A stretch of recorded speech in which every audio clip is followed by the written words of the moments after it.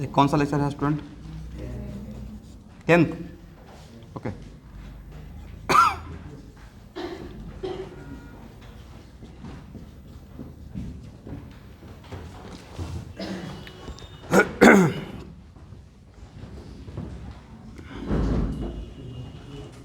इसका वैल्यू कितना है?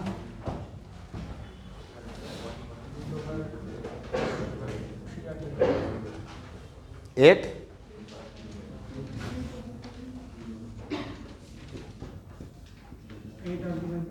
पाई एम।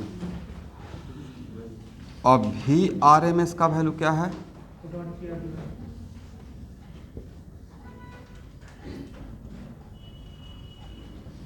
और इसका वैल्यू क्या है?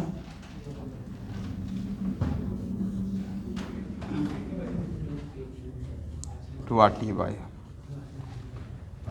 और अगर आपको इसी बात का 4 मार्क्स मिल जाए कि इन तीनों में ऑर्डर क्या है, निकाल सकते हैं ना?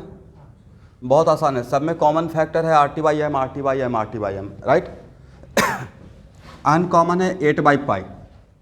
तो 8/π मतलब 8 डिवाइडेड बाई 3.14। तो 8 डिवाइडेड बाई 3.14 वो 3 से तो कम ही रहेगा, 3 से 3 से ज़्यादा नहीं रहेगा, लेकिन 2 से ज़्यादा रहेगा, राइट। इसका मतलब है कि सबसे बड़ा वैल्यू किसका रहेगा?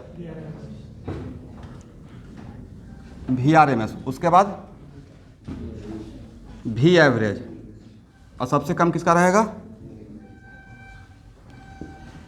तो अगर इसका रेशियो अगर एग्जाम में पूछ लिया जाएगा तो आप तो क्या बता के आ पाएंगे? क्या रेशियो रहेगा? न्यूमेरिकली नहीं, अगर न्यूमेरिकल बताते हैं तो और भी बढ़िया है।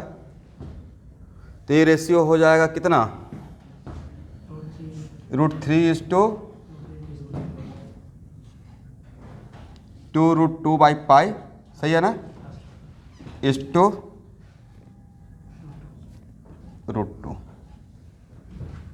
लिख लीजिए।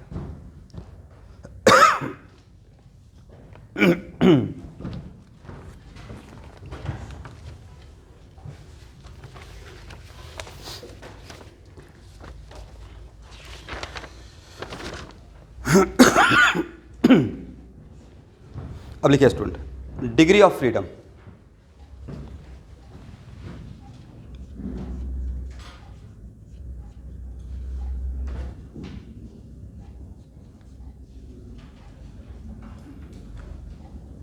तो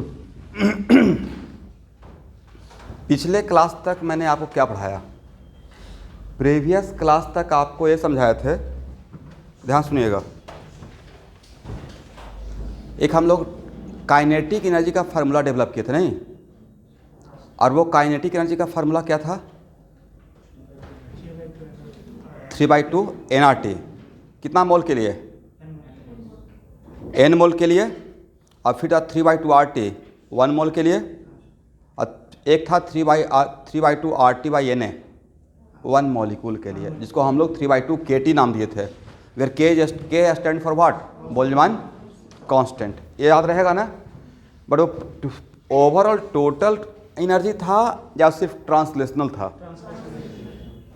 और 11th क्लास के बच्चे यहाँ पे ध्यान से सुनते रहिएगा, क्योंकि अभी जो चीज़ें आपको थोड़ा सा लाइट लगता है उसको कहीं पे भयानक यूज होता है। जैसे कल ड्रॉपर बैच में एक प्रॉब्लम करवा रहे थे ना, डी ब्रोगली वेवलेंथ में, उसमें थर्मोडायनेमिक्स से आ गया था रिलेशन।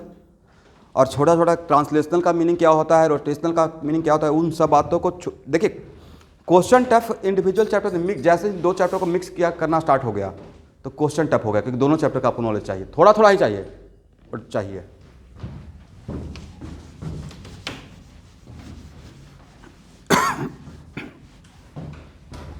अब यहाँ देखिए,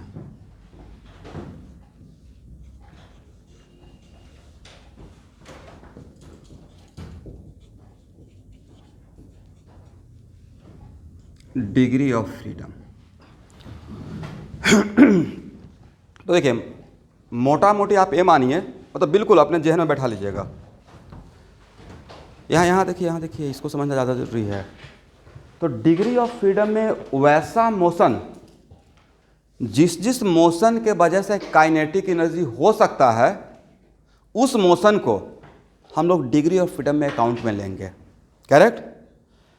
तो आप एक फार्मूला आपको बाद में पढ़ाऊंगा, जैसे ट्रांसलेशनल काइनेटिक एनर्जी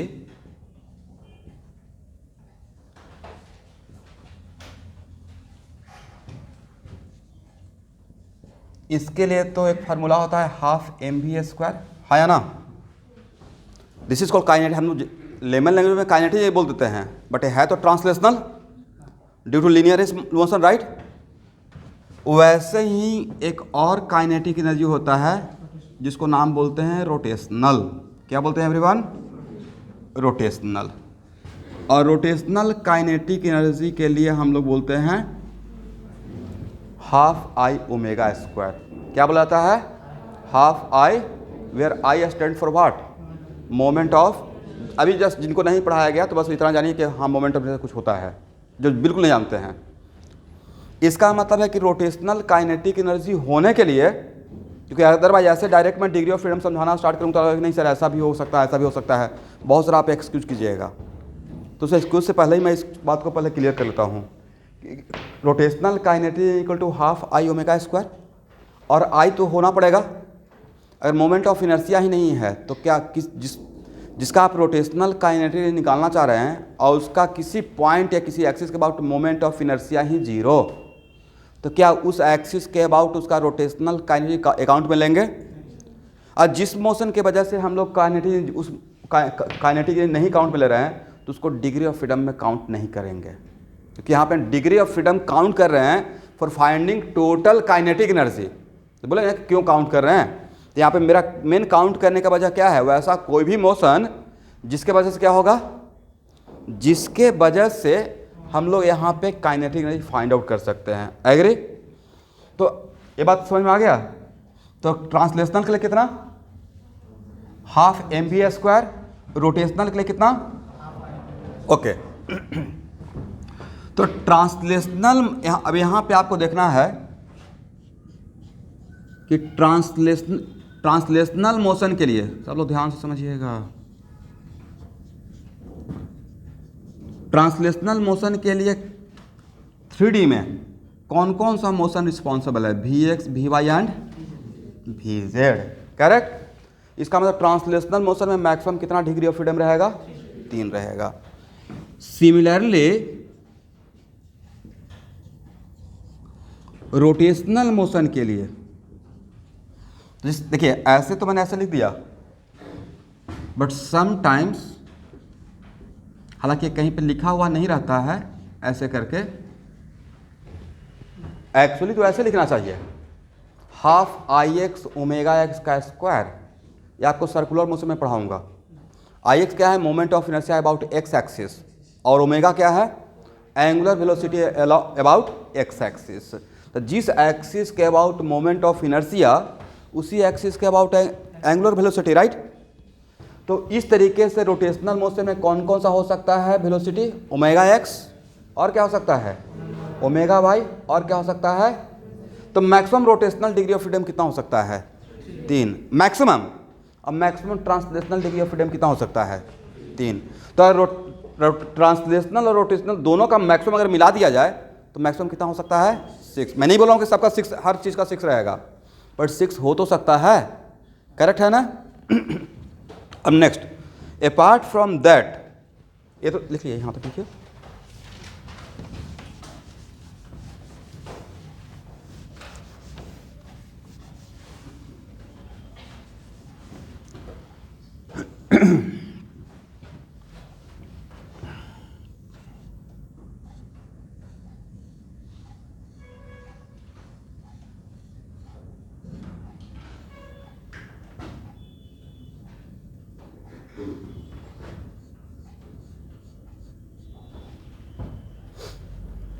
ये सब यूज होगा थर्मोडायनामिक्स एंड थर्मोकेमिस्ट्री में, इसलिए यहाँ पे देखते रहना है। यहाँ देखिए student, bond is just like a spring. Bond is what? तो एक्चुअल में मान लेते हैं कि मेरे पास कोई एक मॉलिक्यूल है जो डाई एटॉमिक है, करेक्ट। ए भी कोई मॉलिक्यूल है, तो डाई एटॉमिक है तो इसके बीच में बॉन्ड रहेगा।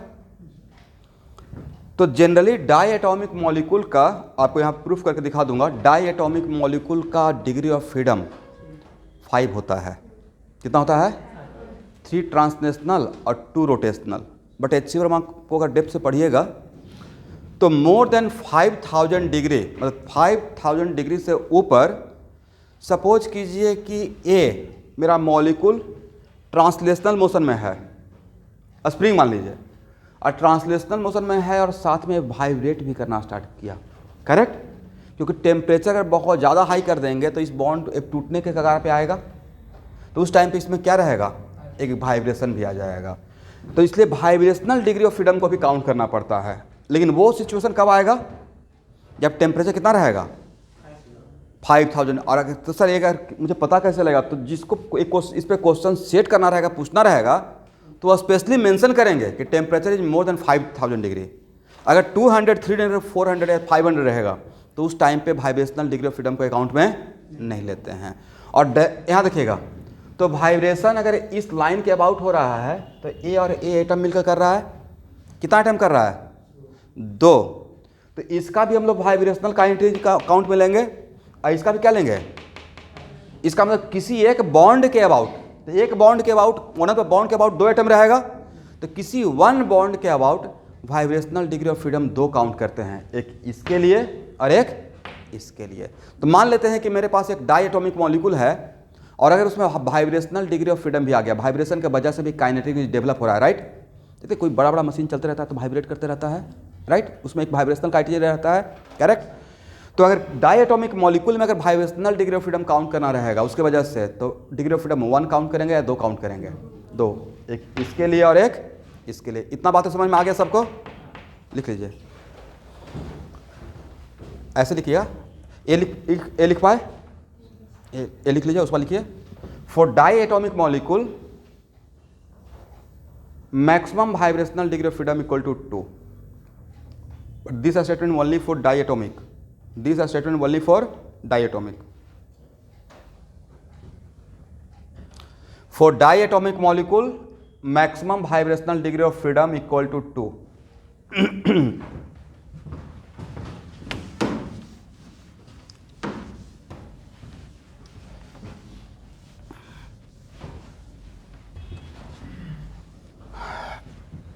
चलिए अब यहां देखिए स्टूडेंट, एक और एग्जांपल लेते हैं।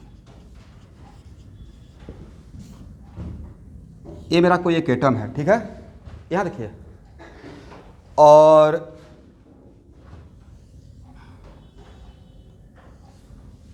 मैं पढ़ाया नहीं हूँ लेकिन किसी स्फीयर का, atom is just like a sphere, atom is just like, तो किसी भी एटम का स्फीयर का, सॉलिड स्फीयर का मोमेंट ऑफ इनर्शिया उसके सेंटर से पास करने वाला लाइन के अबाउट 2/5 mr² होता है, ठीक है? एक फार्मूला है। लेकिन एटम, किसी एटम के सेंटर से पास करने लाइन के अबाउट मोमेंट ऑफ इनर्शिया को केमिस्ट्री में 0 मान के चला जाता है। क्या मानते हैं? बिकॉज यहाँ पे r is almost tending to क्या रहता है? बहुत स्मॉल r रहता है, तो उसको स्क्वायर करने के बाद वो वैल्यू और भी क्या होता है? नेग्लिजिबल ड्यू टू r, ठीक है? इसका मतलब है कि एटम से पास करने लाइन के अबाउट मोमेंट ऑफ इनर्शिया हम लोग क्या मान के चलेंगे? 0, करेक्ट? तो ये पहले, इसका मतलब है कि इसका ऑलमोस्ट मोमेंट ऑफ इनर्शिया क्या मान लीजिए आप लोग? 0 मान लीजिए। कौन सा लाइन के अबाउट? माइंड कीजिएगा, एटम से पास करने वाले लाइन के अबाउट, करेक्ट? एटम के सेंटर से पास करने वाले लाइन के अबाउट मोमेंट में क्या काउंट करना है? 0। अब आइए मोनोटॉमिक। इतना बात समझने के बाद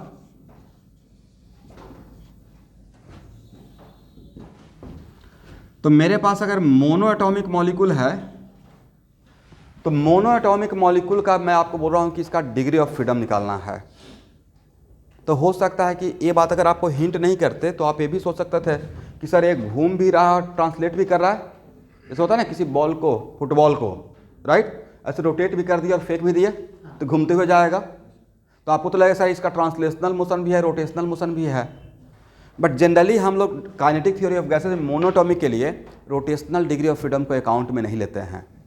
क्यों नहीं अकाउंट में लेते हैं?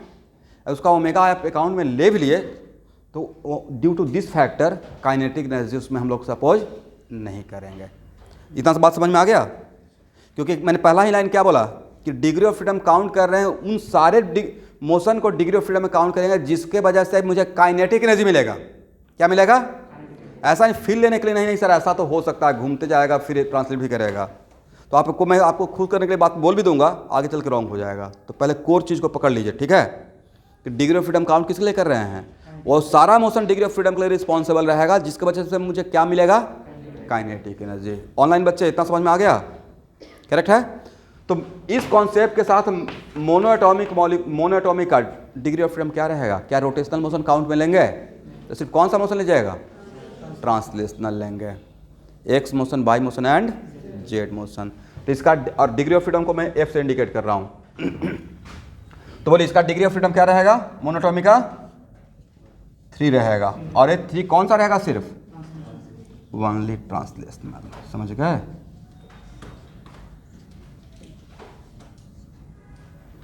The due to X motion, Y motion and Z motion.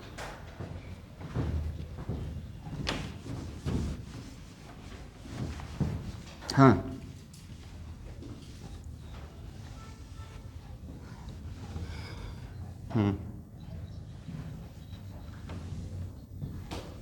क्या बोले, फिर से बोलिए।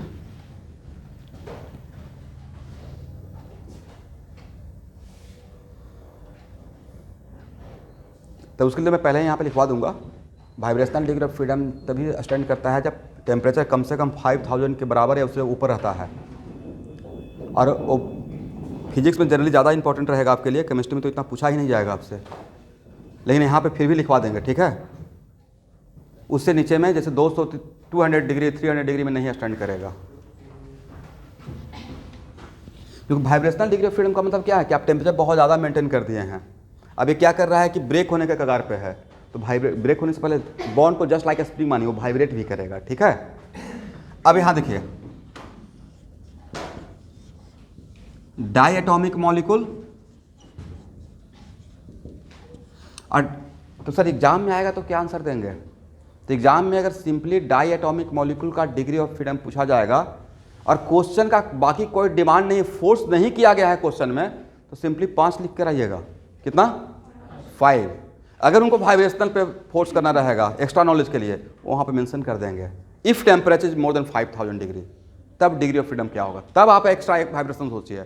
बट मोटा मोटी सिर्फ क्वेश्चन का लैंग्वेज ये रहेगा what is degree of freedom of diatomic, तब आंसर कितना लगाना है, 5 लगाना है। होता है कोई स्पेशल बात कि अगर एकदम बिल्कुल क्रिटिकल केस कितना रहेगा तो फिर क्या बोलना है, तब उसके लिए मैं मेंशन कर दूंगा। बट यहाँ पे if temperature is low, temperature is low का मतलब क्या स्टूडेंट, आप इसका 3000 डिग्री तक जा सकते हैं, करेक्ट है ना। तो अगर उतना तक ही मोटा मोटी आता है, लेकिन फिर भी यहाँ पे देखेंगे तो डाई एटॉमिक मॉलिक्यूल के लिए यहाँ देखिए, तो डाई एटॉमिक मॉलिक्यूल भाई आपका ये हो गया, करेक्ट। तो डाई, अब ए एटम ए है और ए एटम बी है, आई एग्री। बोले इसका मोशन क्या क्या हो सकता है,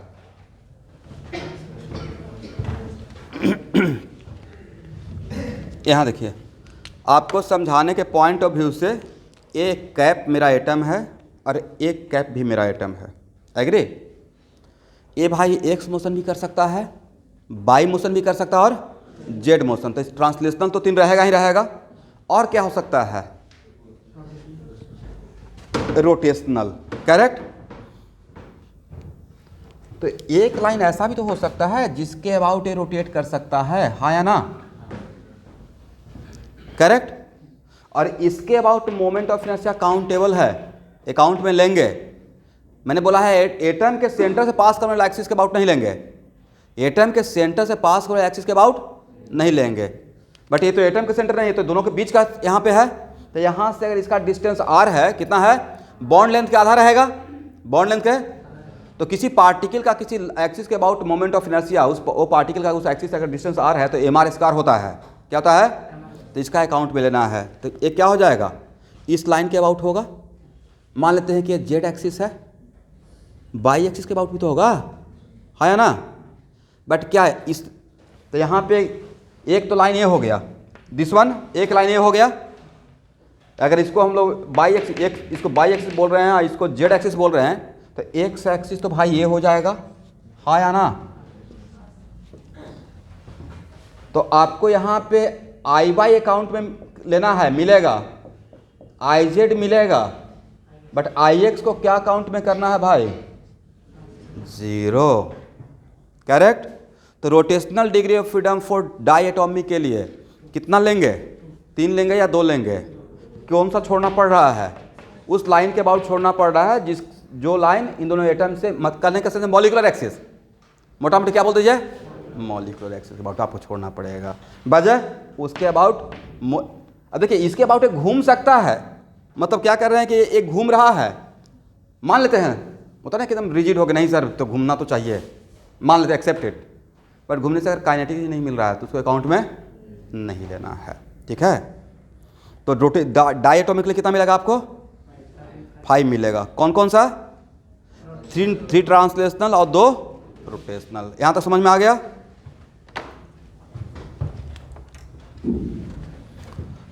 तो डायरेक्ट कंक्लूड कर दिया जाए, yes, specific heat capacity of gases में बहुत काम में आएगा। इसका मतलब डाई एटॉमिक के लिए डिग्री ऑफ फ्रीडम हो गया 3 + 2 = 5। 3 कौन सा रहेगा, ट्रांसलेशनल, और 2 कौन सा रहेगा, रोटेशनल। ये लिख लीजिए।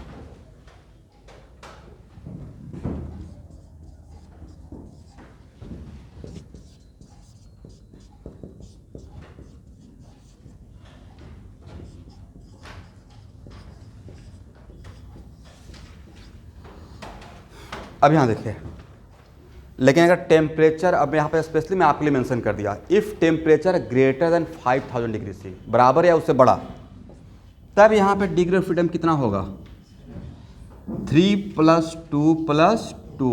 ए कौन सा रहेगा, ट्रांसलेशनल, ए कौन सा रहेगा, रोटेशनल, ए कौन सा रहेगा, वाइब्रेशनल। किसी एक लाइन के अबाउट वाइब्रेशन, तो सर किसी एक लाइन के अबाउट वाइब्रेशन किसी एक लाइन के अबाउट ही हो रहा है, बट कर तो रहा है 2 एटम, इसलिए 1 वाइब्रेशन को 2 डिग्री ऑफ फ्रीडम में काउंट लेते हैं, दोनों एटम के लिए हम लोग मान लेते हैं, ठीक है। वाइब्रेशन अगर किसी एक लाइन के अबाउट भी हो रहा है तो उसको ओनली 1 डिग्री ऑफ फ्रीडम में काउंट लेंगे या उसको इक्विवेलेंटली 2 काउंट करेंगे? बोलिए हाँ या ना, 2 काउंट करना है, ठीक है। तो डाई एटॉमिक के लिए 3 + 2 + 2, अगर इस कंडीशन के लिए, जनरली बहुत कम केस आपको मिलेगा, बट फिर भी खुदा ना खास्ते अगर किसी क्वेश्चन में पूछ लिया गया तो इसका रहेगा 7, ठीक है। हाँ,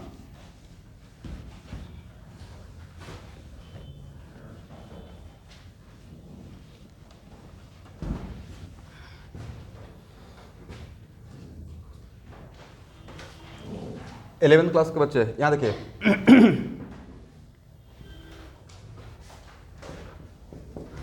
आप एक ऐसा डंबल इमेजिन कीजिए, एग्री? आप एक ऐसा डंबल इमेजिन कर लिए और यहाँ से यहाँ तक डिस्टेंस r है, और इसका मास m है, इसका मास m है, और अभी मेरे ऊपर ट्रस्ट कर लीजिए, तो इस पूरे सिस्टम का moment of inertia mr² + mr², 2mr² कहलाएगा, ठीक है। यहाँ तक समझ लीजिए। अब मान लेते हैं कि इसके अबाउट ये मेरा z एक्सिस है, कौन सा एक्सिस, तो इसके अबाउट ω/z है मेरे पास, एग्री? तो काइनेटिक एनर्जी रोटेशनल इस वजह से क्या लिखेंगे, 12I ω/z², ये फार्मूला होता है।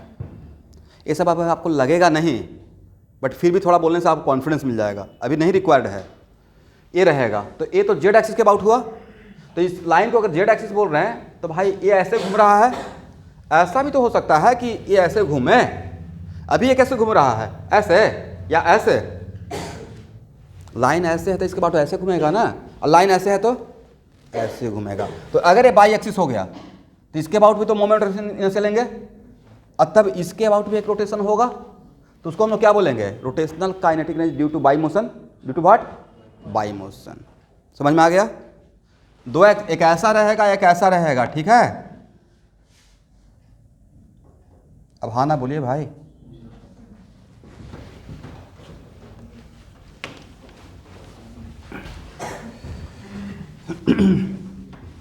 अब यहाँ देखिए, ये बहुत सिंपल है, इसमें कोई बहुत बड़ी बात नहीं है।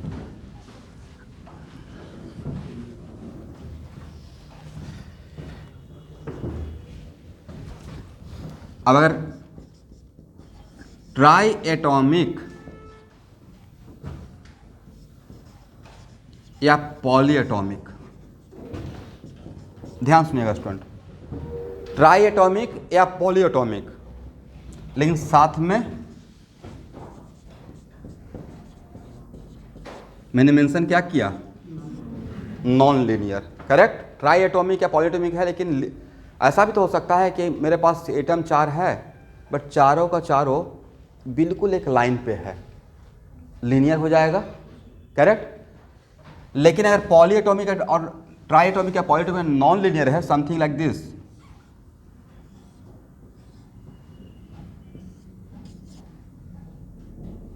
क्या ये लीनियर है?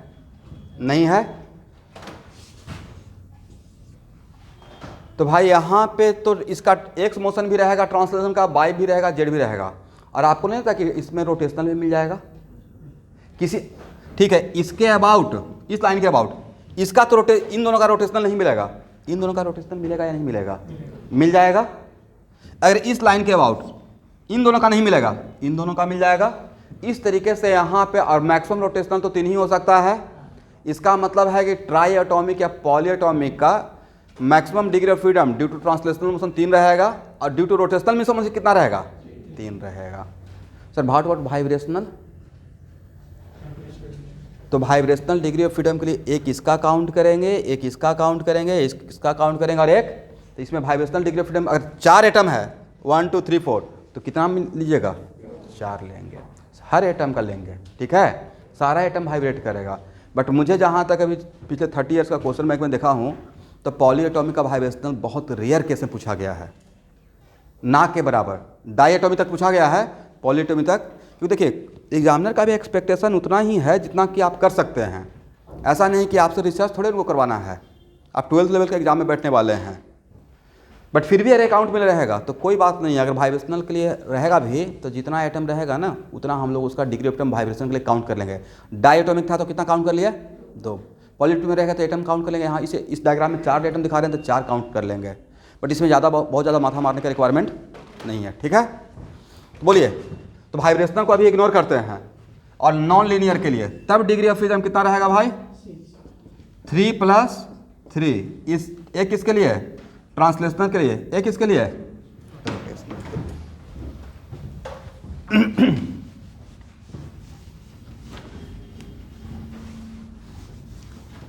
लेकिन यहाँ देखिए केस सेकेंड, एक केस फर्स्ट था ट्राई एटॉमिक का।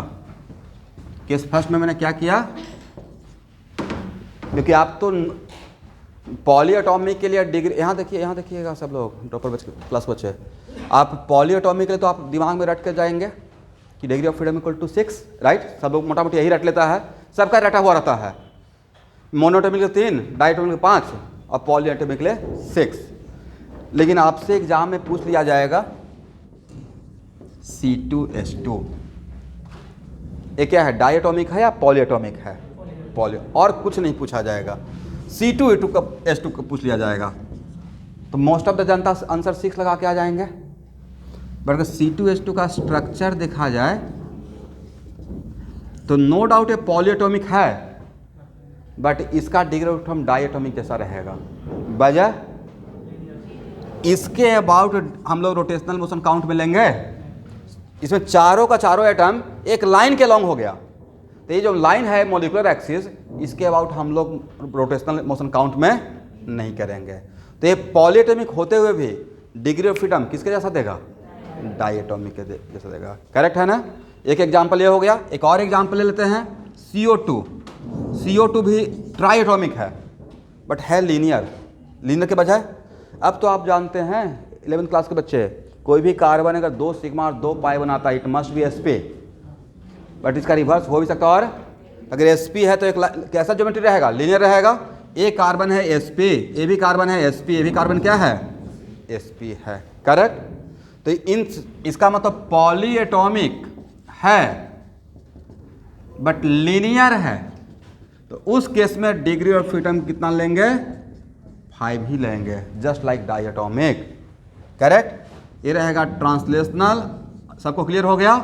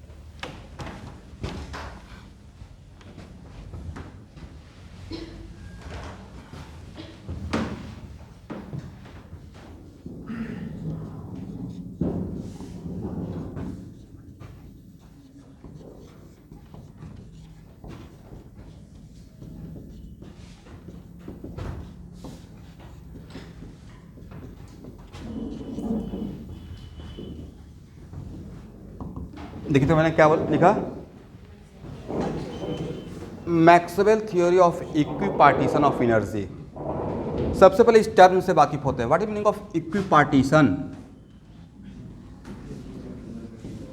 इक्विपार्टीशन का मतलब है कि इक्वल पार्ट, इक्वल पार्ट। तो मैक्सवेल का थ्योरी एक आता है कि यहाँ देखिएगा, मान लेते हैं कि ट्रांसलेशनल काइनेटिक एनर्जी 1 मोल का 3/2 nRT है। कितना है? 3/2 nRT। तो translational kinetic, total translational 3/2 nRT है, और ड्यू टू एक्स मोशन है, वाई मोशन है, जेड मोशन है। तो उन्होंने क्या बोला कि हर मोशन के लिए इक्वल कंट्रीब्यूशन है। तो 3/2 nRT में अगर मान लेते हैं टोटल ट्रांसलेशनल काइनेटिक एनर्जी के ट्रांसलेशनल, ये बात कहाँ से आया? डे 1 से। यही तो जंक्शन था कि एक्स मोशन का, वाई मोशन का, जेड मोशन का स्पीड डिफरेंट लेंगे, सेम लेंगे, सेम लेंगे। तो यहाँ से उन्होंने इस बात को आगे फॉरवर्ड कर दिया कि according to Maxwell theory of equipartition of energy, अगर टोटल ट्रांसलेशनल का 3/2 nRT है n मोल के लिए, तो इसको half nRT plus half nRT plus, समझ लीजिए मैं टाइम दूंगा लिखने का, हाफ nRT, और a due to X motion, a due to Y motion, और a ड्यू टू, तो किसी मोशन में कम ज़्यादा हुआ या इक्वल है? इक्वल है। तो इस बात का आगे भी एडवांटेज ले लिया गया कि अगर डिग्री ऑफ फ्रीडम 5 है, तो हर डिग्री ऑफ फ्रीडम के लिए आप कितना दे रहे हैं? हाफ nRT दे रहे हैं। कितना दे रहे हैं? 1 n मोल के लिए। 1 मॉलिक्यूल, अगर 1 पार्टिकल रहता, 1 मॉलिक्यूल या 1 एटम, तब कितना देते हैं? हाफ kT देते। हाँ या ना? हाफ kT ना, या जहाँ पे k का नाम क्या है? बोल्ट्जमान। ये तो इतना सिंपल लॉजिक है भाई। फॉर 1 डिग्री ऑफ फ्रीडम के लिए हाफ nRT, n मोल के लिए, 1 मोल के लिए हाफ RT, 1 मोल के लिए कितना? Half RT, correct. तो 1 मॉलिक्यूल के लिए, तो 1 मोल में कितना पार्टिकल है? n है, तो n से डिवाइड कर देंगे तो कितना हो जाएगा? हाफ RT बाई n है, और R by n is called what? Boltzmann. तो for each degree of freedom के लिए पर मॉलिक्यूल या पर पार्टिकल कितना रहेगा? हाफ kT रहेगा। तो अगर डिग्री ऑफ फ्रीडम 5 है तो कितना हो जाएगा? Half kT into 5/2 kT। अगर 6 रहेगा तब क्या हो जाएगा? Half kT into 6। अगर 7 रहेगा half kT into 7। This is called Maxwell theory of equipartition of energy. ये बात समझ में आ गया? लिखिए एक line. According to this theory,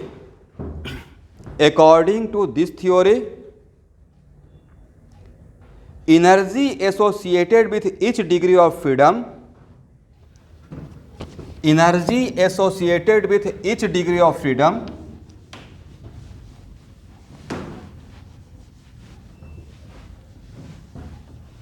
energy associated with each degree of freedom per molecule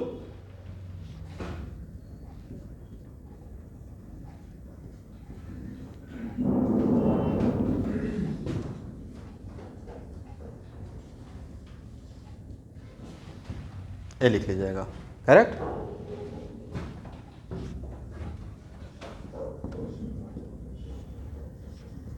एक मिनट स्टूडेंट, 1 मिनट।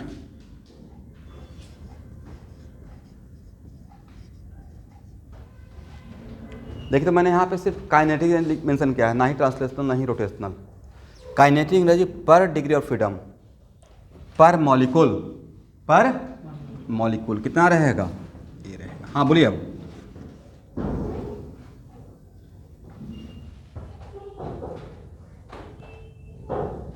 क्या नाम है आपका?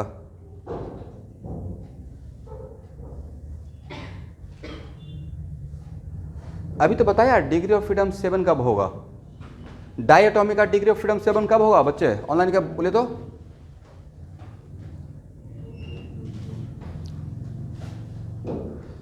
जब ये बात तो अभी मैंने बोला ना कि 2 केस लिया डाई एटॉमिक में।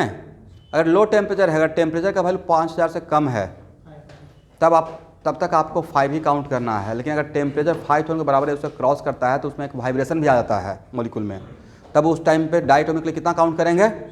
But vibrational degree of freedom का कोई फिक्स वैल्यू है क्या? यहाँ देखिएगा किसी मॉलिक्यूल में अगर 10 एटम है तो उसका क्या वाइब्रेशनल डिग्री ऑफ फ्रीडम 2 ही रहेगा या 10 हो जाएगा?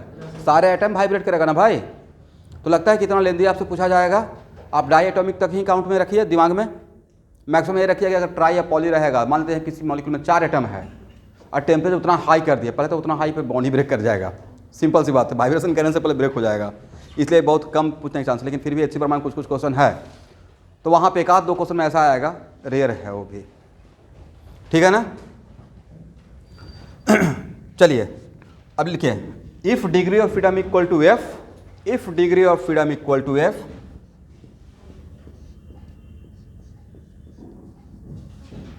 अब यहाँ पे जैसे ही मैं टोटल बोलता हूँ तो इस टोटल में दोनों रहता है मेरा सारा काइनेटिक एनर्जी। तो अगर डिग्री ऑफ फ्रीडम अगर एफ है तो टोटल काइनेटिक एनर्जी पर मॉलिक्यूल, बातों को समझिएगा भाई, कितना लिखें? हाफ KT को F से मल्टीप्लाई कर दिया जाए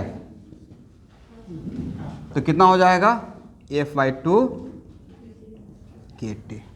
और F/2 KT को आप ऐसे भी लिख सकते हैं F/2 RT/N। लेकिन क्या इसमें सब कुछ है? रोटेशनल भी है और ट्रांसलेशनल भी है और वाइब्रेशनल, सब इसमें जुड़ा हुआ है। F का जितना वैल्यू रहेगा पुट कर देंगे,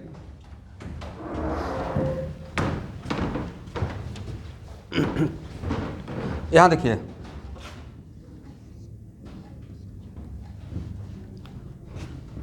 पर मोल कितना हो जाएगा, तो इसको N से मल्टीप्लाई कर देंगे, तब क्या लिखिएगा?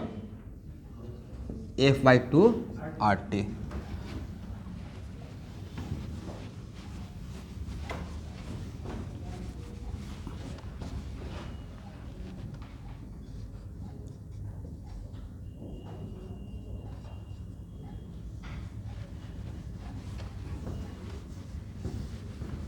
और N मोल के लिए क्या हो जाएगा?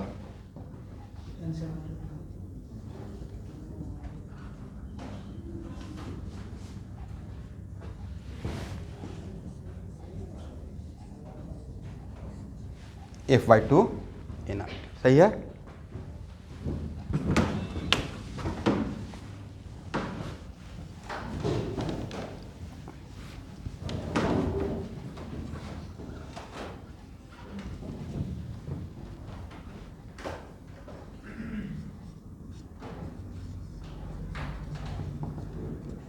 अब यहाँ देखिए स्टूडेंट, मोनोएटॉमिक के लिए F तो 3 है, तो काइनेटिक एनर्जी फॉर N मोल कितना हो जाएगा? 3/2 NRT। N मोल के लिए मैं N मोल ले रहा हूँ, कितना के लिए? N मोल, कंक्लूजन ले रहे हैं, राइट। 3/2 NRT, ये टोटल क्या रहेगा? ट्रांसलेशनल ना, क्या रहेगा इसमें? रोटेशनल रहेगा? नहीं रहेगा। और अगर डाई एटॉमिक है तो F का वैल्यू कितना लेंगे? 5। वह स्पेशल केस है जिसमें 7 लेंगे, और अगर कुछ फोर्स नहीं किए तो 5 ही मानिए, राइट। तब क्या लिखिएगा फॉर N मोल के लिए? Yes, 5/2 NRT। इसका मतलब इसमें 3/2 NRT और प्लस 2/2 NRT, सही है ना। एक किसके लिए? ट्रांसलेशन के लिए। एक किसके लिए? रोटेशन के लिए। यहाँ तक आइए।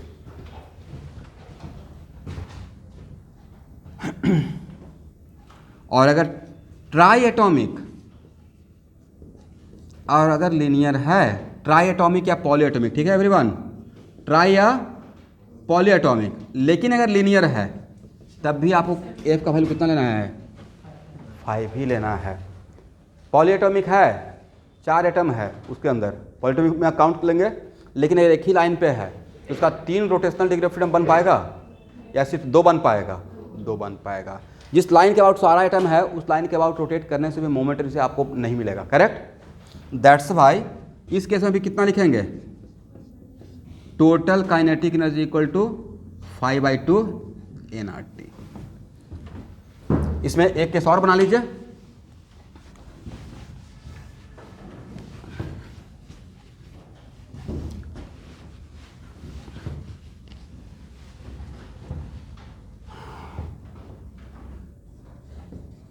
ट्राई और पॉली एटॉमिक।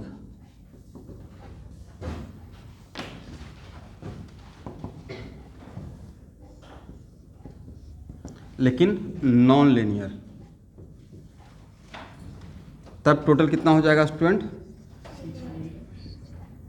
6/2 nRT। कहने का मतलब है 3 nRT, नहीं मतलब 3/2 nRT अब प्लस 3/2 nRT। ये 3/2 किसके लिए? ट्रांसलेशनल के लिए। ये 3/2 किसके लिए? रोटेशनल के लिए। तो सर मोटा मोटी ये हो गया कि फार्मूला बस इतना दिमाग लगाने का रिक्वायरमेंट नहीं है, टोटल ए फार्मूला याद रखेंगे। किस फॉर्मेट में? अब बस एफ का वैल्यू याद रखेंगे, काम चल जाएगा। करेक्ट। मोनोटॉमिक के लिए 3, डायटॉमिक के लिए 5, ट्राइटॉमिक लीनियर के लिए भी 5 और ट्राइटॉमिक का पॉजिटिव नॉन लीनियर के लिए 6। बस दिस इज द जनरलाइज।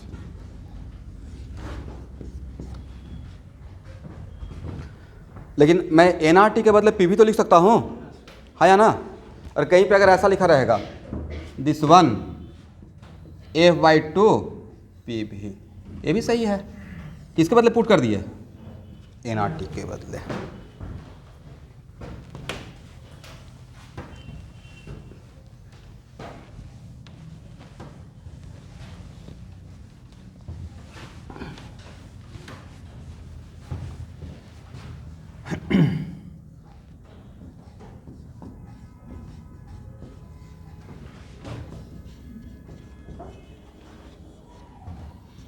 यहां देखिए स्टूडेंट, इंटरनल एनर्जी, कहीं कहीं पे इंटरनल एनर्जी को यू से इंडिकेट किया रहेगा फिजिक्स में या केमिस्ट्री में, और कहीं कहीं पे इंटरनल एनर्जी को ई से भी इंडिकेट किया रहेगा। यू से नहीं तो ई से, इन दोनों से हम लोग फैमिलियर रहते हैं। तो एक्चुअल में किसी भी सिस्टम में इंटरनल एनर्जी की बात करेंगे तो internal energy is the sum of kinetic energy plus potential energy. Internal energy actually किन किन बातों से एसोसिएटेड रहेगा? किसी सिस्टम का अगर हम लोग इंटरनल एनर्जी की बात कर रहे हैं, एक मिनट रुकिए पहले समझ लीजिए, तो उसमें काइनेटिक एनर्जी भी इंक्लूड करेंगे, वो अंदर का एनर्जी है, राइट, और प्लस पोटेंशियल एनर्जी भी इंक्लूड करेंगे। बट ये मैं लिखवा दूंगा, पहले समझिए। लेकिन अगर मेरा सिस्टम आइडियल गैस है, और काइनेटिक थ्योरी ऑफ गैसेस में कौन सा गैस माना गया है? कौन सा गैस? Ideal gas. तो आइडियल गैस में किसको इग्नोर करना है? आइडियल गैस में there is no any interaction between the molecules, right, और कोई भी ना ही रिपल्सन का ना ही अट्रैक्शन का। तो जब अट्रैक्शन और रिपल्सन होगा ही नहीं तो उसका पोटेंशियल हम लोग को क्या काउंट करना है? 0। तो इन केस ऑफ, बहुत बढ़िया बात बोलने जा रहा हूँ, in case of ideal gas total internal energy equal to kinetic energy, बोल सकते हैं इस एजम्पशन के साथ। इसका मतलब आज के बाद आइडियल गैस के लिए काइनेटिक एनर्जी ही उसका इंटरनल एनर्जी बनेगा। क्या बनेगा? काइनेटिक एनर्जी ही उसका इंटरनल एनर्जी। करेक्ट। इसे बहुत क्वेश्चन पूछा गया है इस बात पे। लिखिए एक लाइन, the internal energy of a system is the sum of the internal energy of a system is the sum of kinetic energy and potential energy of the molecule. Kinetic energy and potential energy of the molecule. The internal energy of a system is the sum of, ये पहला point बना लीजिएगा, kinetic energy and potential energy of the molecule.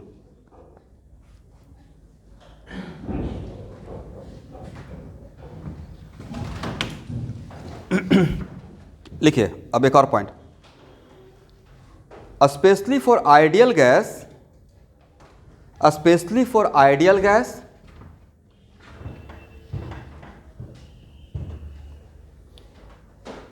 Potential energy taken as 0। इस point पे 3 star दे दीजिए। ये ideal, ये आप जो मैं बोल रहा हूँ सिर्फ आइडियल गैस के रेफरेंस में बोल रहा हूँ। पहला लाइन में लिखवा दिया कि इंटरनल एनर्जी का मतलब होता है काइनेटिक प्लस पोटेंशियल का सम अदर सिस्टम के लिए, लेकिन आइडियल गैस के लिए, specially for ideal gas, potential is taken as 0। Therefore internal energy equal to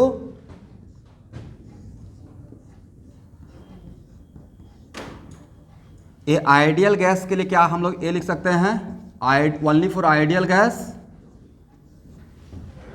potential internal energy equal to what, total kinetic energy.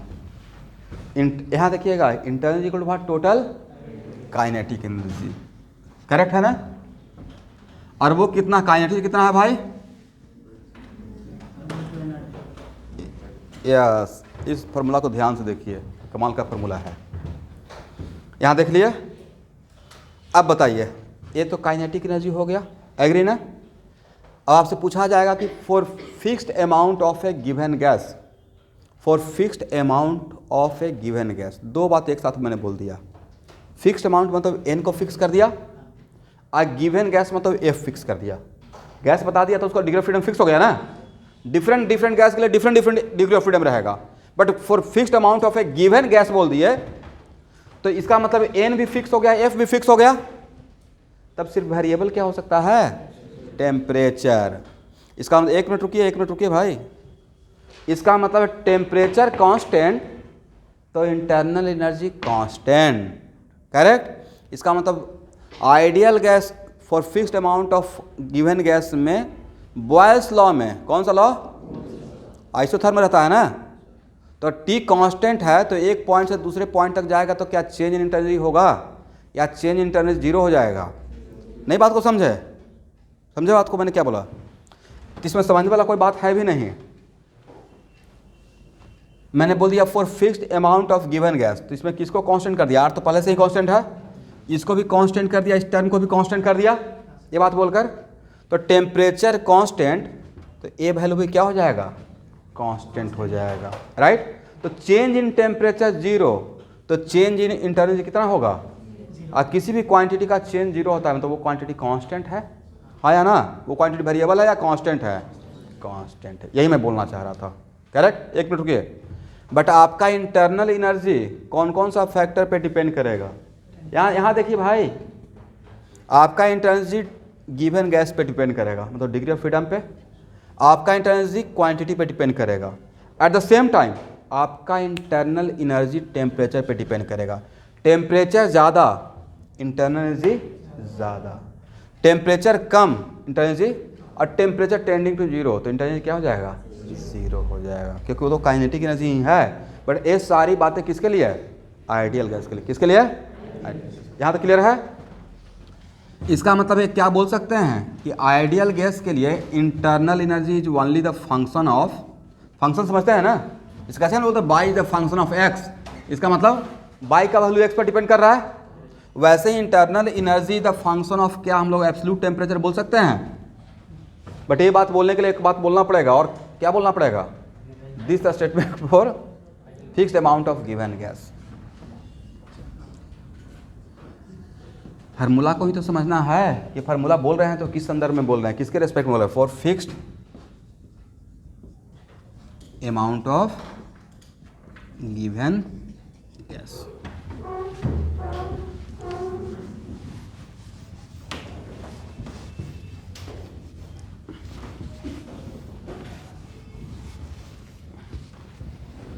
It means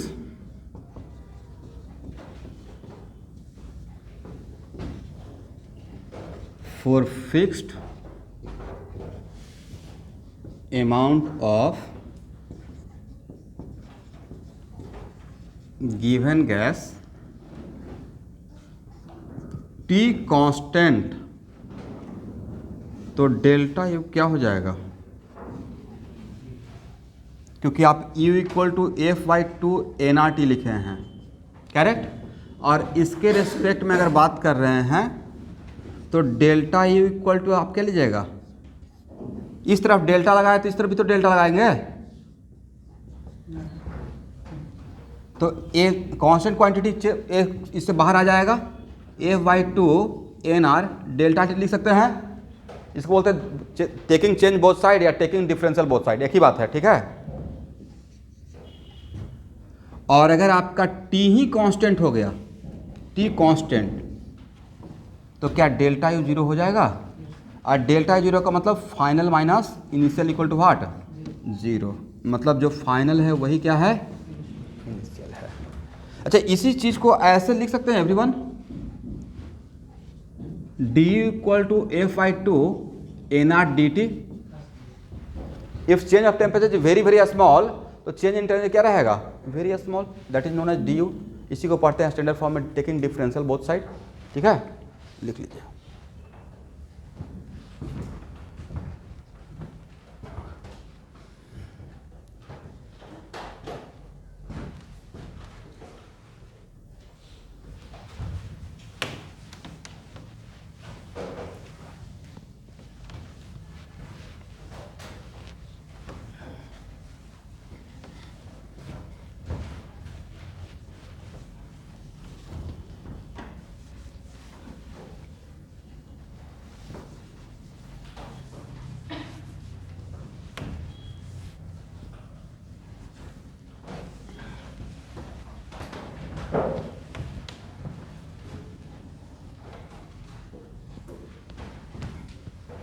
चलिए यहाँ देखिएगा, यहाँ तो समझ में आ गया आइडियल गैस के लिए, हो जाएगा ना।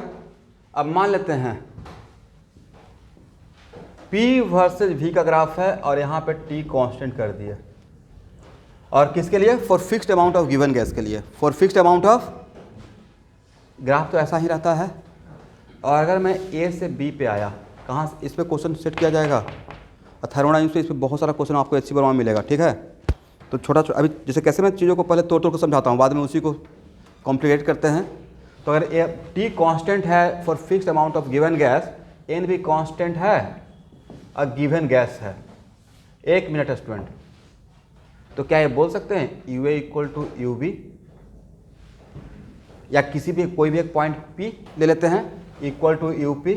ईच एंड एवरी पॉइंट पे इंटरनल डिफरेंट रहेगा या सेम रहेगा, सेम रहेगा, क्योंकि आपने क्या कांस्टेंट कर दिया, टेम्परेचर को कांस्टेंट करके बात करें। तो टेम्परेचर ही को ए भी कांस्टेंट कर दिए, एफ भी कांस्टेंट कर दिए, तो फार्मूला में जो 3 था वेरिएबल होने का जिसको चांस था, एफ, एन और टी, तीनों को कांस्टेंट ही कर दिए, तो क्वांटिटी क्या हो जाएगा, कांस्टेंट हो जाएगा। समझ में आ गया। और जो इंटरनल एनर्जी का बात कर रहे हैं वही तो काइनेटिक एनर्जी है।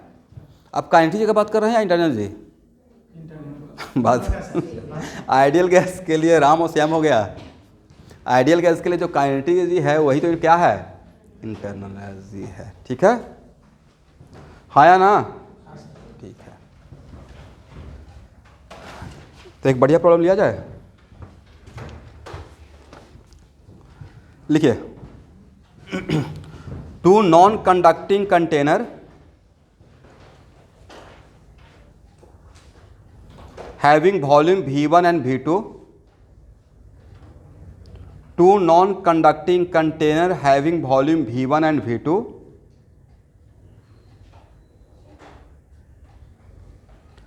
contain monoatomic and diatomic gases respectively, contain monoatomic and diatomic gases respectively।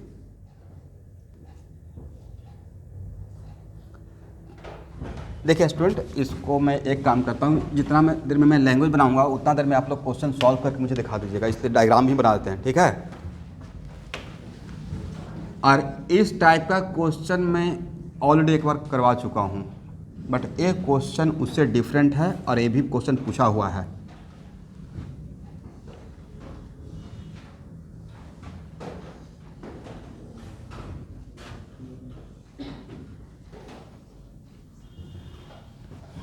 अच्छा एक बात बताइए, इस रूम का ये दरवाज़ा बंद है, ठीक है।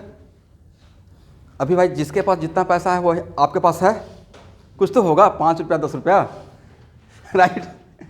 मेरे पास भी कुछ है। अब बोले कि एक काम कीजिए, सब लोग एक दूसरे के साथ एक्सचेंज कर लीजिए। अब कुछ लोग सोच रहे हैं मेरे पास तो ज़्यादा है, मेरा तो लॉस है। कोई बात नहीं है, बाद में आपको रिटर्न कर दिया जाएगा। क्या करना है, एक्सचेंज। तो बिफोर एक्सचेंज और आफ्टर एक्सचेंज टोटल रुपया इस रूम कमरे का, अगर सब लोग ऑनेस्ट हैं तो डिफरेंट है रहेगा या सेम रहेगा, पक्का, वेरी गुड। P1, V1 और T1, और यहाँ पे एक वल्व लगा हुआ जिसको हम लोग रोटेट कर सकते हैं, राइट।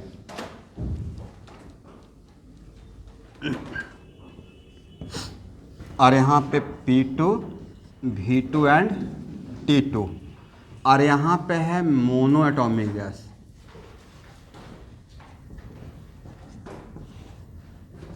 और इसमें है डाई एटॉमिक गैस। यहाँ देखिए, इसके ऐसा क्वेश्चन हम लोग बॉयल्स लॉ में सॉल्व किए थे, याद है? बट वहाँ पे एक मैं चीज़ ले रहा था, यहाँ का टेम्परेचर कांस्टेंट, क्या किए थे? टेम्परेचर, और हीट का flow always higher temperature to lower temperature होता है, राइट? लेकिन यहाँ पे टेम्परेचर सेम है तो एक दूसरे के साथ एक्सचेंज, मान लेते हैं किसी के पास दो लोग के बीच में बात कर रहे हैं और दोनों के पास पैसा इक्वल है, तो एक्सचेंज करने से कोई लॉस होगा? नहीं होगा। खैर उतना छोड़िए, बट यहाँ पे P1 V1 T1 और P2 V2 T2, और ये जो कंटेनर बनाया गया है वो कंडक्टिंग है या नॉन कंडक्टिंग है? मतलब बाहर के साथ ही नॉन कंडक्टिंग बोले थे ना? देखा कीजिए भाई क्वेश्चन को, नहीं तो गड़बड़ हो जाएगा। नॉन कंडक्टिंग है, राइट? इसका तो बाहर के साथ ही इसका एनर्जी का, ड्यू टू टेम्परेचर डिफरेंस, बाहर के साथ इसका एनर्जी का एक्सचेंज नहीं होगा, करेक्ट? अब क्वेश्चन बोला गया कि जब इसको हम इस बल्ब को ओपन करेंगे, क्या कर रहे हैं? After opening the bulb find the final pressure and final temperature. लिखिए question, after opening the bulb find out the final pressure and final temperature.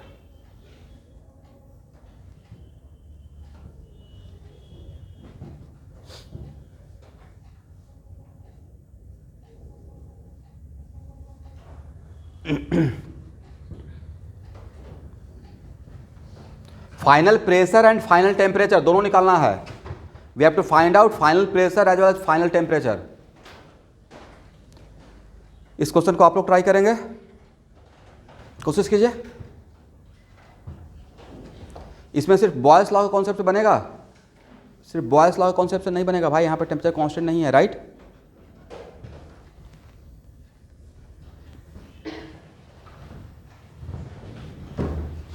और आंसर इसके टर्म में देना है, किसके टर्म में? P1 V1 T1 P2 V2 T2, ये तीनों, ये P1 V1 T1 पता है और P2 V2 T2 पता है, और ये सोच के बनाया कि ये क्वेश्चन ऑलरेडी JEE मेन में आ चुका है 4 मार्क्स में।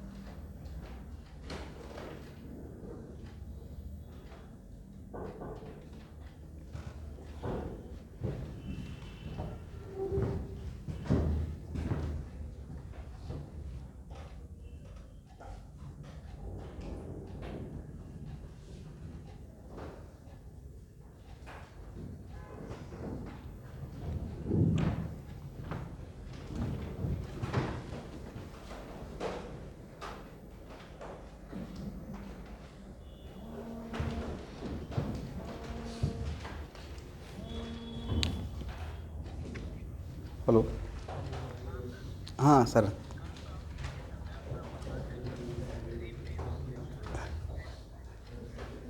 अच्छा, आज लेकिन अभी 1 मिनट में क्लास से निकल के बात करता हूँ, कुछ अर्जेंट है। ठीक ठीक। हाँ, क्या आंसर आया स्टूडेंट?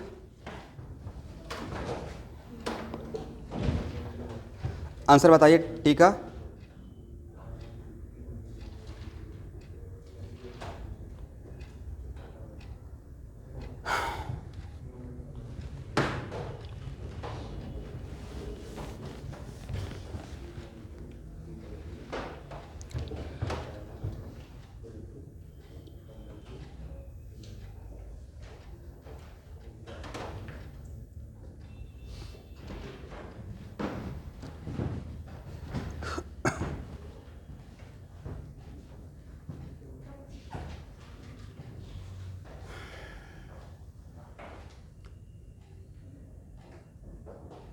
अच्छा स्टूडेंट, आपस में ओपन करने के बाद आपस में एनर्जी का एक्सचेंज करेगा या नहीं करेगा? टेम्परेचर तो सेम है नहीं कैसे करेगा भाई? मॉलिक्यूल्स आपस में एनर्जी का एक्सचेंज करेगा या नहीं करेगा? क्यों नहीं करेगा? जब टेम्परेचर का डिफरेंस है तो टेम्परेचर सेम है या डिफरेंट है? बाहर से नहीं करेगा। बट जब बल्ब ओपन करेंगे तो यहाँ का मॉलिक्यूल सिर्फ यहाँ रहेगा या यहाँ का मॉलिक्यूल यहाँ भी रहेगा और यहाँ भी रहेगा? मिक्स हो गया ना ड्यू टू डिफ्यूजन, इफ्यूजन या डिफ्यूजन जो भी प्रोसेस की वजह से, राइट? तो जब मिक्स होने के बाद ये आपस में एनर्जी का बिल्कुल एक्सचेंज करेगा। जिसका टेम्परेचर ज़्यादा है उसका टेम्परेचर कम होगा, जिसका कम है उसका ज़्यादा होगा, जाके कॉमन टेम्परेचर पे आ जाएगा। करेक्ट? तो कोई लॉस करेगा और कोई गेन करेगा। इस बात को एग्री कर रहे हैं? करेक्ट है ना? और आपको एक मिनट यहाँ देखिए, प्रोसेस ऐसे ही नहीं कि किसी रास्ते पे चल दिए बनाने के लिए। आपको निकालना क्या है? यस, आपको निकालना है दो चीज़, प्रेशर और टेम्परेचर। तो दो वेरिएबल हो गया, दो चीज़ निकालना है ना। कितना इक्वेशन का रिक्वायरमेंट होगा ताकि आपसे बन जाए? दो वेरिएबल आया। अगर वन अननोन रहता तो वन इक्वेशन से काम चल जाता, बट यहाँ पे वेरिएबल कितना हो गया? दो हो गया। तो कितना इक्वेशन डेवलप करना पड़ेगा? सबसे पहले दिमाग में ये जाना चाहिए, यानी कि बस बनाने के लिए बढ़ गए और इक्वेशन पे इक्वेशन लिखते जा रहे हैं। पता चला कि दो ही अननोन निकालना था, 5 इक्वेशन लिख रहे हैं। भाई क्या मतलब है? आप वही काम कीजिएगा ना जो आपको काम का रहेगा। हम लोग का नोन निकालना है 2, तो इक्वेशन बस कितना डेवलप हो जाएगा, मेरा काम बन जाएगा 2। करेक्ट? तो पहला तो इसमें मैं काम क्या कर दूंगा? Conservation of number of moles, total mole before mixing, total mole before opening and यहाँ का मोल और यहाँ का मोल कंटेनर का। करेक्ट? बिफोर और आफ्टर में नो डाउट यहाँ का गैस यहाँ भी रहेगा, यहाँ का गैस यहाँ भी रहेगा। बट अगर क्वेश्चन में कुछ नहीं बोला गया है तो नॉन रिएक्टिंग गैस मानेंगे। तो इसका कुछ मोल से यहाँ आ जाएगा, इसका कुछ मोल से यहाँ आ जाएगा। मान लेते हैं यहाँ पे 5 मोल था, यहाँ पे 10 मोल था, 15 मोल। करेक्ट? बट जैसे ओपन करते हैं तो इसका हो सकता है कि इसमें 10 मोल था जिसका 2 मोल यहाँ आ गया, मान लेते हैं। But overall total number of moles different रहा या सेम रहेगा? सेम रहेगा। तो पहला मैं यहाँ पे इक्वेशन लगाऊंगा conservation of number of moles before opening the bulb and after opening the bulb. पहला बात तो हो गया। और सेकेंड यहाँ पे मैं लगाऊंगा conservation of internal energy, total in internal energy, sum of internal energy of this and this before opening और आफ्टर ओपनिंग। किसी एक का कम या ज़्यादा होगा, हो सकता है कि इसका कम हुआ इसका ज़्यादा हो जाए, मतलब हो सकता है कि 10 जूल इसको दे दे, बट इन दोनों का सम क्या डिफरेंट रहेगा या सेम रहेगा? एक कुछ ऐसा बात है कि x प्लस बाई, यहाँ देखिए x plus by equal to 10 कर दिए। अब मैं बोल रहा हूँ x माइनस 2, अब y प्लस 2, तो अभी भी कितना रहेगा भाई? 10 ही रहेगा ना। इसका मतलब है कि इन दोनों का क्योंकि बाहर से तो इंटरेक्शन हो नहीं रहा है, तो इसका पहले जो इसका इंटरनली था और इसका इंटरनली, उन दोनों को ऐड करेंगे और आफ्टर जो रहेगा वो उसको ऐड करेंगे। डिफरेंट रहेगा सेम रहेगा? क्योंकि आपस में ही एक्सचेंज हुआ है, बाहर से एक्सचेंज नहीं हुआ है। तो ये इसका अगर लॉस होगा तो उतना ही इसका गेन हो जाएगा। जब जोड़ेंगे, दोनों को जोड़ेंगे तो क्या डिफरेंट मिलेगा या सेम मिलेगा?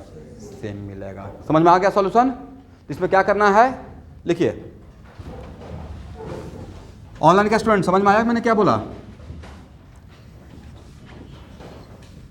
पहले तो करें conservation of mole.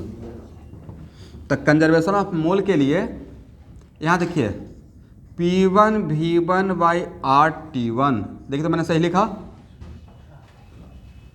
Plus P2 V2 by RT2 agree equal to PV1 by RT। Opening करने के बाद total mole before equal to total mole after. But opening करने के बाद वॉल्यूम V1 और V2 तो चेंज नहीं होगा, बट प्रेशर और टेम्परेचर तो कॉमन हो जाएगा everyone, plus PV2 by RT। Correct? तो यहाँ से एक इक्वेशन तो A मिल गया, यहाँ देखिएगा। बट सिर्फ इस इक्वेशन से काम चलेगा? 2 अननोन आ गया ना, P और T। 1 more equation are required. Correct? अब मान लेते हैं, यहाँ देखिए ये मेरा कौन सा गैस है भाई, और ये कौन सा गैस है? इसका नंबर ऑफ मोल N1 है और डायटोमिक वाले का नंबर ऑफ मोल N2 है। ओपनिंग करने से भी, बल्ब का ओपनिंग करने से भी टोटल डायटोमिक का मोल चेंज होगा। मैक्सिमम ये हो सकता है कि यहाँ का डायटोमिक कुछ यहाँ जाएगा, अगर मेरे पास डायटोमिक N2 मोल है और रिएक्शन भी नहीं हो रहा है तो क्या इसका नंबर ऑफ मोल डायटोमिक, मैं क्या बोल रहा हूँ, ये गैस थोड़ा यहाँ आ सकता है, बट यहाँ मिलाकर डायटोमिक का अभी भी नंबर ऑफ मोल कितना रहेगा, N2 ही रहेगा। वैसे ही मोनोटोमिक जिसमें जो अभी सिर्फ इसमें था N1, वो हो सकता है इसका थोड़ा यहाँ जाए, बट मोनोएटॉमिक अभी भी क्या रहेगा, N1 ही रहेगा। एग्री? इसका मतलब है कि total internal energy before must be equal to what, total internal energy after. अब एक मिनट रुकिए, 3/2 N1RT1 बिफोर ओपनिंग, क्या मैंने इंटरनल एनर्जी के लिए सही लिखा वैल्यू? मोनोटोमिक का डिग्री ऑफ फ्रीडम 3 होता है और प्लस 5/2 N2RT2, क्या मैंने सही लिखा? सही है ना?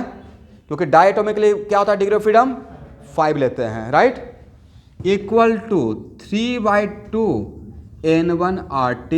अब सही है? ओपनिंग करने के बाद टेम्परेचर तो कॉमन हो गया, बट क्या N1 चेंज होगा? N1 ये हो सकता है कि मोनोटोमिक दोनों जगह रहे, यहाँ भी रहे और वहाँ भी रहे, बट जहाँ भी रहेगा सारे मोनोटोमिक को जोड़ेंगे तो अभी भी तो N1 मिलेगा। अब प्लस 5/2 N2RT, और आपको नहीं लगता है कि यहाँ पे ओनली अननोन T है? N1 तो आपको पता है भाई, N1 तो पता है, P1 V1/RT1 है या ना? N1 आपके लिए अननोन नहीं है। ये कितना है, ये मोनोटोमिक का मैं बोल रहा हूँ, क्या है, मोनोटोमिक का। और N2 भी तो आपको पता है, P2 V2/RT2। तो N1 N2 आपको नोन है, तो यहाँ से क्या T निकाल लेंगे, तो T इक्वल टू कितना हो जाएगा, ये इक्वेशन सेकेंड हो गया।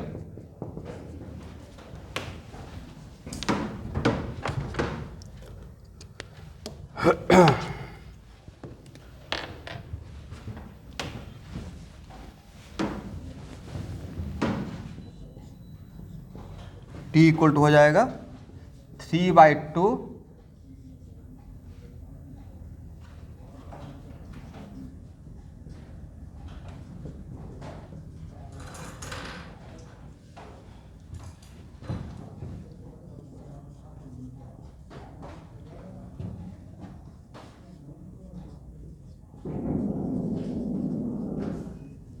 देखिए तो मैंने सही लिखा स्टूडेंट,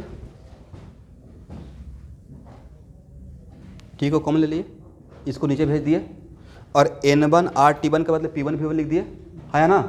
और N2RT2 के लिए क्या लिख सकते हैं, P2 V2। अब यहाँ पे 3/2 P1 V1 plus 5/2 P2 V2 और डिवाइडेड बाय NR के बदले कितना लिख सकते हैं, N1R के बदले P1 V1 equal to N1RT1, तो N1R के बदले कितना, P1 V1/T1, 3/2 P1 V1/T1 plus 5/2 P2 V2/T2। This is the final answer for what, temperature. Correct? Correct है ना?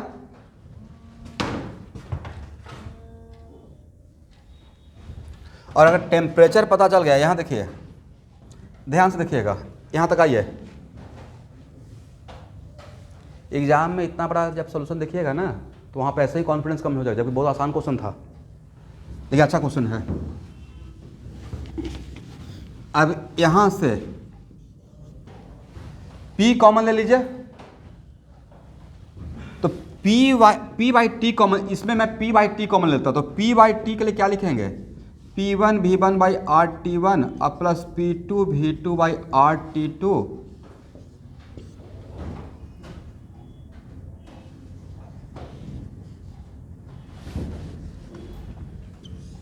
और डिवाइड बाय, यहाँ देखिए तो स्टूडेंट क्या हो जाएगा, V1/R प्लस V2/R। यहाँ तक हो गया, यहाँ तक समझ में आ गया?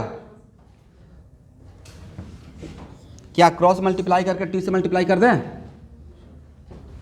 T इधर भेज दिए और T तो निकाल के रखे हैं, वहाँ मल्टीप्लाई कर दीजिएगा, बहुत सिंपल सा एक्सप्रेशन आएगा, ठीक है ना।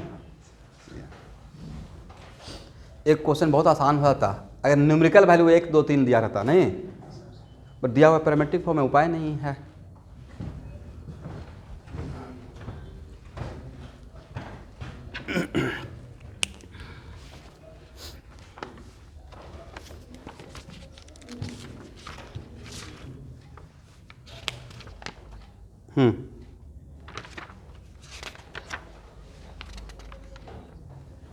रिएक्टिंग मॉलिक्यूल्स में N1 N2 चेंज हो जाएगा स्टूडेंट, इसलिए बहुत कम चांस है आपको रिएक्टिंग के लिए पूछा जाएगा, ठीक है।